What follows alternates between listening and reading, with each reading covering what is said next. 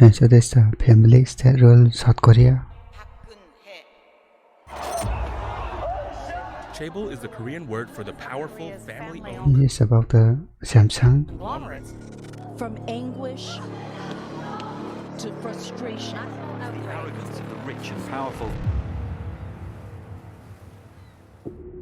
An emergency dispatcher in South Korea receives a distress call from a child aboard a ferry. 우리를 도와주세요. 배가 가라앉고 있어요. The Sewol ferry is making a routine journey to the vacation This is where 500 people hotspot Paris. Jeju Island, carrying 476 passengers. Most are school children and their teachers on a class trip. Yeah, they'll go on a camping trip or something. The dispatcher asks I think I remember the this. boy to put the captain on the phone. If the ferry is sinking, why hasn't an adult called for help?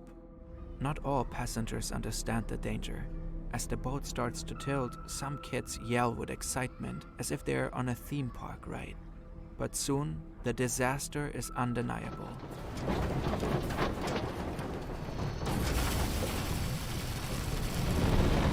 Panic breaks out. Shortly after, the 6,800-ton vessel sinks. The boy who made the distress call and 300 other passengers, mostly other kids, drown. The tragedy traumatizes the nation. How could this happen? Who is responsible?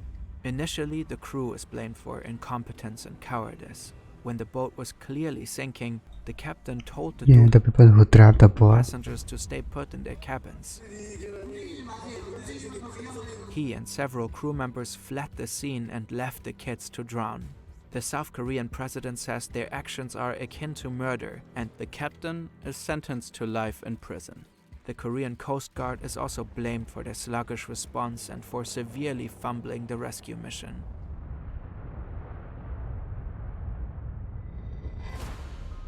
But then, an investigation reveals that incompetence isn't the whole story. The ferry was more than twice as heavy as it was supposed to be. It had been illegally modified to hold more cargo. More cargo, of course, means more cash. Yeah, more money. The nation is outraged that someone so It's all about the money. Yeah. clearly prioritized profit over safety. Whoever owns the ferry needs to face the music. But who is it? In South Korea, corporate And who allows Central in there? What? responsibility can be hard to pin down.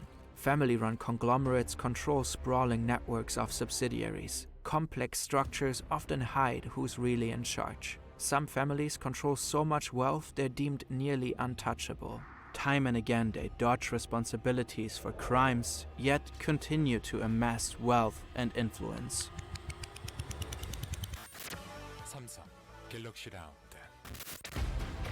In this video, we will look at 3 of these families, including the one I responsible thought there was an ad. for the ferry tragedy. South Korea's elite families are so powerful and influential that many say they are the ones actually running the country.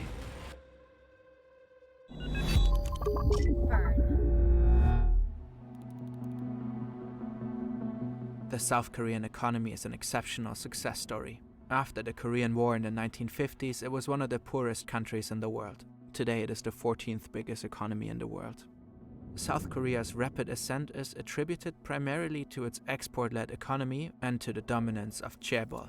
Chaebol are large business conglomerates that are owned and run by family dynasties. Just after the war, the country's military dictators jump-started these family businesses with capital to rebuild South Korea's key industries. The chaebol thrived and diversified into sectors like tech, finance, and manufacturing.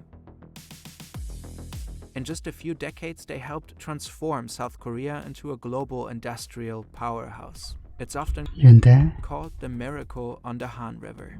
South Korea's top companies, Samsung, SK, LG, and Hyundai, are all family-run chaebol. And chaebol revenues I don't know. LG was from South Korea. account for the majority of the country's wealth. Samsung alone is responsible for a significant part of the country's GDP. For 2024, Bloomberg Economics estimates a record high contribution from the company. According to their calculations, Samsung will likely be responsible for about half of the country's economic growth. When we work on stories like this one, we've found it really helps to visualize the data. Brilliant is an amazing tool we've used to better understand data Right, back to chaebol and their massive impact on the South Korean economy. All this concentrated wealth leads to a lot of concentrated power. Chaebol families enjoy a very cozy relationship with the federal government. They receive subsidies, tax incentives, and special favors. And political leaders rely on chaebol for support and advice. For decades, chaebol were widely celebrated as the pivotal drivers of South Korea's economic miracle. But the 1997 Asian financial crisis challenged the standing of the families. 13 of the top 30 chaebol went technically bankrupt, revealing the risks of an economy relying so heavily on just a few companies. Nowadays, more and more South Koreans express concerns about the dominance of these conglomerates. Not only that, as the decades passed, the public watched chaebol repeatedly caught up in scandals and crimes, embezzlement, bribery, labor law violations, health crises. For too long, the government has gone easy on these dynasties, and the people are increasingly fed up. And they're becoming more corrupt or something. In December 2014, Korean Air Vice President and heiress Heather Cho had an infamous meltdown. It was over a couple of macadamia nuts. A flight attendant had the gall to serve her nuts in a bag instead Losing over nuts. of on a plate. Cho shouted abuse. She then called over the cabin crew chief and made him kneel to ask for forgiveness. Under her orders, the passenger plane returned to the gate, where the cabin crew chief was fired on the spot. If you're not Korean and you hear about this story, it might just seem funny or absurd. But in South Korea, it was fuel to the flame of growing public frustration. Yet another reminder of chaebol leaders' arrogance and entitlement. They took their rage to social media and later the streets. At first, Korean Air tried to downplay the incident. They released a statement saying that because Cho's executive role was to oversee cabin service, it was only natural that she would discipline an offending staff member. But Run over the nuts. people weren't having it. The public already had issues with the Korean Air dynasty and their shameless antics. A few years prior, Cho's brother was investigated for pushing an elderly woman. Her father has been convicted of tax fraud. What? And Cho herself was criticized for strategically giving birth to her twin sons in Yes, he was accused of pushing US, someone. which exempted them from South Korea's compulsory military service. Eventually, Cho tearfully apologized and resigned from her post. 죄송합니다. She was then convicted of violating aviation safety and abusing her power. She faced up to 15 years in prison, but was given the minimum sentence of 12 months. She only served 5 of those before a judge reduced her sentence. 15 years, 12 months as well. The chaebol's influence runs deep, all throughout the government, even to the very top. Already in the 2012 South Korean presidential election, a key debate was on how to limit the power of these families. Park Geun-hye became South Korea's first female president. 2013년 2월 25일 대통령 박근혜. When she took office, many worried it would be business as usual. Her father was Park Chung-hee, the military leader who took power in a 1961 coup. He is considered the chief architect of the chaebol system, and Geun-hye became her father's stand-in first lady when she was 22 after a North Korean assassin had killed her mother.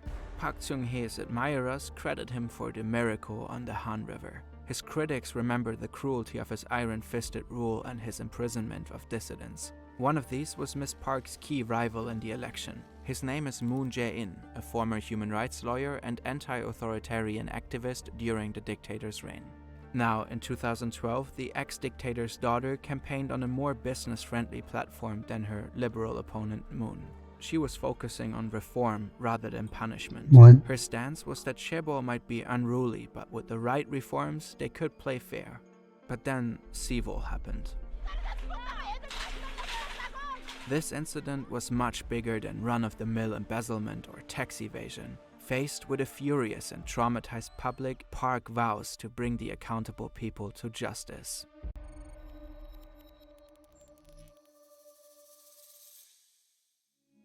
After analyzing No complex pass. financial records, the Yu family is eventually found to own the ferry.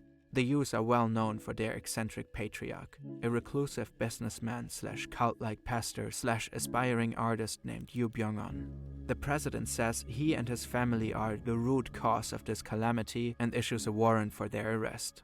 Yu Byung-on keeps a low profile and is rarely seen in public. He's known as the millionaire with no face, and now he's nowhere to be found. And disappeared. President Park kicks off the largest manhunt in South Korean history to find Yu. She mobilizes the military and nearly 10,000 police officers to raid the headquarters of the Evangelical Baptist Church of Korea, a religious sect that Yu co-founded in 1962. Yu is a charismatic and inspiring speaker. He was able to attract a substantial following and elicit substantial favors. By the 1970s, Yu's growing church became a money-making enterprise. He persuaded members to donate to or invest in companies linked with the church. Those companies sold a wide range of The guy did, right? products, from organic milk If you want to make money, just make a religion. to auto parts to anima kits. These companies made Yu and his church very rich. At that time, South Korea was still poor and money for investment was scarce. The government granted capital to only a select number of families, but Yu's approach of raising funds through evangelizing allowed him to rapidly grow his businesses even without governmental support. By the 1980s, his business network was considered a mini chaebol. But then, controversy hits. In 1987, 32 alleged members of Yu's church were found bound, gagged, and dead in the attic of a factory near Seoul. The authorities ruled the deaths as a murder-suicide pact linked to debts they couldn't pay. After the victims' financial records were probed, money was found going to Yu. He was investigated for suspicion that he was behind the alleged suicides, but the charges were dismissed due to lack of evidence. Nevertheless, courts did find evidence that he was using church members' money and properties to enrich his businesses. In 1992, Yu was jailed for fraud. Once released not for the mother. from jail, Yu attempts to restore his image. He gets really into nature photography and starts exhibiting his work under the pseudonym Ahe. He pays top museums worldwide like the Louvre to display his pictures and tries to build a reputation as an art star who is rarely seen in public. All, it appears, Oh, that picture is toxic. as an effort to distract from the negative press. He also continues to be invested in various businesses. One of his more profitable ventures is this shipping company. At least $3.8 million went directly to the Yu family. It's the same company that owns and runs the Sewol ferry. 2 months after the ferry sank, Korean police raid Yu's compound. Hundreds of sect members are protesting the raid and attempt to build a blockade. A large banner reads, "We'll protect Yu Byung-on even if 100,000 church members are all arrested." Helicopters swirl overhead. Some cult members threaten to fight the police. Others vow to die as martyrs. But after combing the massive compound, the cops leave empty-handed. They don't know it yet, but Yu is hiding in a secret closet 300 kilometers away in his holiday home. Really? Hiding? But A why? few days after the raid, and 18 days after Yu was last spotted, a farmer finds a dead body face up in an orchard. It's in an advanced state of decomposition, almost skeletal. It's at first impossible to tell who it is. The corpse is wearing expensive Italian clothes and is surrounded by bottles of rice wine, a bottle of shark liver oil, and a book written by Yu. After a 3-day autopsy and over a month of investigation, authorities confirmed that it is indeed Yu. A cause of death is never determined. More and more damning evidence keeps coming out about the government and the ferry. Auditors discovered that Coast Guard officials apparently turned a blind eye to the ferry's glaring safety problems after getting courted by Yu's shipping company over drinks at lavish dinners. Some admitted to letting the ferry pass through inspection points, only guessing from a distance whether the ferry was overloaded. A major factor in its excessive weight turned out to be a marble art gallery on board. Yu personally insisted on adding it to display his artwork on the ferry. One man's greed had sunk the Sewol ferry, and as more and more South Koreans were starting to believe, the government's negligence had let it happen. Some Korean families like Yu's are wealthy enough to convince government employees to turn a blind eye to their misdeeds like fudging ferry inspections. But the really powerful ones can command much more than that. And one family holds truly unmatched power, casting a shadow over all others. Here comes the king.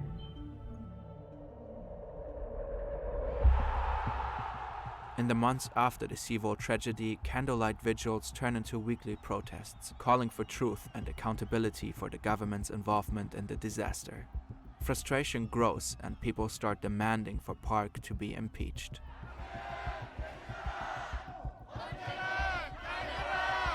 The government cracks down hard in response. Police use water cannons and pepper spray on thousands of protesters. Authorities illegally collect intelligence on mourning families in order to suppress anti-government protests. But anger and frustration continue to grow.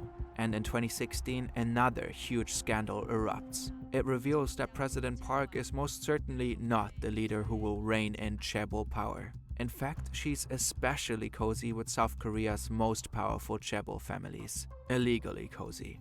President Park is found entangled in a web of backroom deals with leaders of Samsung and other corporate executives. Park accepted substantial bribes in exchange for governmental favors. Samsung made a $36 million donation That's the problem. into her best friend's non-profit, which Park rewarded by greenlighting a controversial merger. This merger gave the Samsung family even more control over the country's most powerful chaebol. The head of the family is Lee Jae-young, often called the Crown Prince of Samsung. The bribery scandal toppled Park's presidency. 피청구인 대통령 박근혜를 파면한다. She was the first ever president of South Korea to be impeached. She was sentenced to 24 years in prison and fined $17 million. Lee Jae-young was also arrested and sentenced to 2.5 years. Only $17 million? Park is succeeded by Moon Jae-in. He promises not to pardon anyone convicted of corruption, but the influence of Samsung and Lee Jae-young proved difficult to curb. Moon ends up pardoning him after just 1 year. The new president admits that those who condemn Lee's crimes are in the right, but that the nation needs him. The economy relies too heavily on Samsung to have its leader in jail. With so much power, Lee Jae-young is effectively above the law. So you can put him in jail, basically? And in some ways, this pardon was just business as usual. Lee's father had also been convicted of bribery and fraud in the 90s, but hadn't served a day of his sentence. A 2022 poll recorded 70% of the public approving the decision. Experts say it's because people fear an economic downturn. They believe if Samsung does well, South Korea does well. Lee continues to occupy a top position at Samsung, now as CEO of Samsung Electronics. He's also the country's richest person. Already before, President Moon unexpectedly pardoned the former President Park after she served 5 years of her sentence. The reason he gave was to promote the people's unity. The dictator's daughter and the crown prince of Samsung both walk free. And while many everyday South Koreans express frustration with corruption, chaebol still hold considerable appeal. They're by far the most desirable places to work. Top chaebol offer much higher wages than regular companies. Every year, over 200,000 South Koreans scramble to apply for Samsung. As long as South Korea's wealthiest families control so much of the country's economy, the question remains Yeah, untouchable, if basically. real reform is even possible.